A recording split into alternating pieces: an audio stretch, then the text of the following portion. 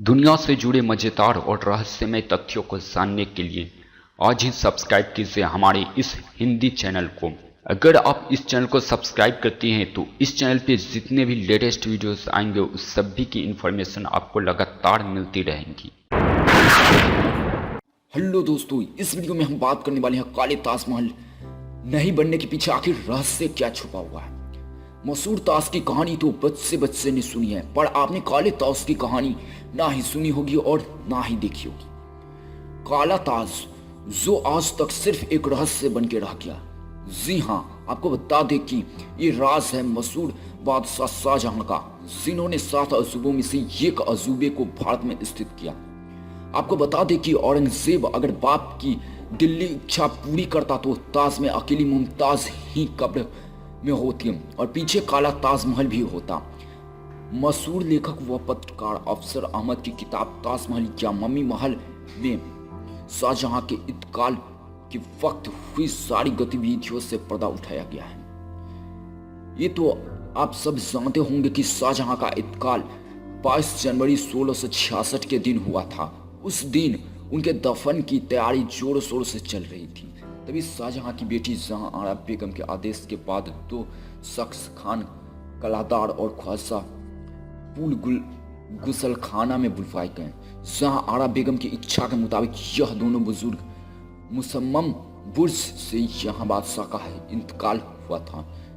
लाश को करीब के कमरे में ले गए और उन्हें नहलाया और कफन लपेटने के बाद संदल के संदूक में 100 को बंद किया, जिसके दौरान कमरों की खिड़कियों को खोल दिया गया था और सैयद मोहम्मद कानूसी और काजी अकबराबाद को आखिरी रस्म के लिए बुलाया गया था, जिसमें बुर्ज का नसीब दरवाजा जो बंद था खोलकर लाश को बाहर निकाला गया।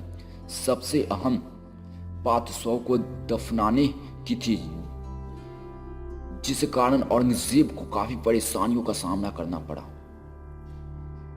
शायद यह बात आप सब ने बचपन में ही सुनी होगी और औरंगजेब स्वभाव का बहुत ही क्रूर व्यक्ति था, जिसने आप पिता की आखिरी इच्छा को भी पूरा नहीं किया। वैसे भी बाप बेटों के रिश्ते का अंदाजा सभी को था, इसलिए शाहजहां के 100 को दफनाने के लिए तेजी से काम शुरू हो गया। लेकिन मामला उसे कहा दफन किया जाए, इसे लेकर और उलझ गया।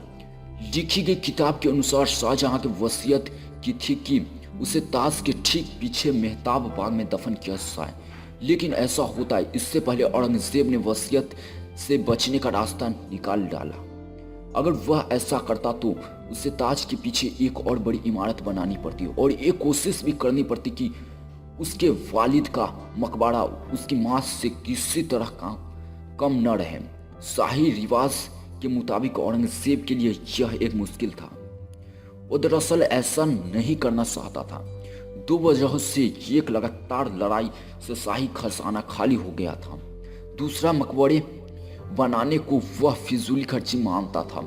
धर्म संकट में फंसे औरंगजेब ने इस मामले में इस्लामिक कायदों का हवाला देते हुए शाही उलेमाओं से राय ली कि क्या अगर बाप ऐसी कोई वसीयत करे जो इस्लाम की रोशनी में सही न हो तो क्या उसे मानना चाहिए।